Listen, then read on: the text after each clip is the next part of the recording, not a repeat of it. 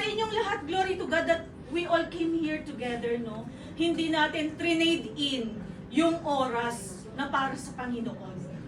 Hindi natin ipinagpalit yung oras. Kasi kung nasa ibang bagay ka ngayon, temporary joy lang yan. But here, you will have a great joy. Imagine mo, puro tawanan, no? Amen. Mamaya pagkainan, makikita natin. No? Amen. Praise God. Naalala natin, no, dito sa story natin, we have seen the importance, amen, na sa isang bowl lang ng pagkain, pinagpalit mo ang iyong karapatan. Sa temporary joy, pinagpalit mo ang pagiging anak ng ating Panginoon. And many things, no, na naa-attract tayo sa mga panandaliang joy.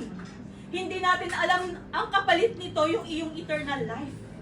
Glory to God. Nakikita natin to, na-illustrate ko na rin to noon. Kunwari, ito yung ating buhay.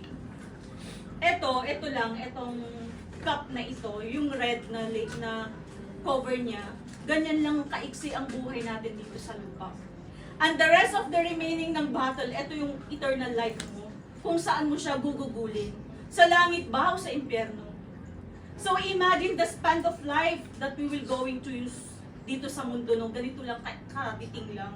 Amen. So ano ang gagawin natin sa short time na ito?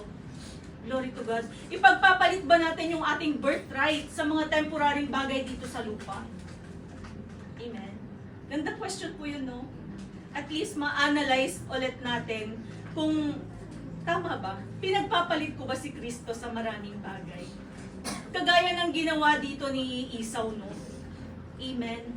Nasabi niya ay ang halaga lang pala ng kanyang karapatan ay isang mangkok, amen, ng lentil soup. Glory to God. Dahil sa iyong hunger, amen, minsan, no, ma-add ko lang, naalala ko biglang,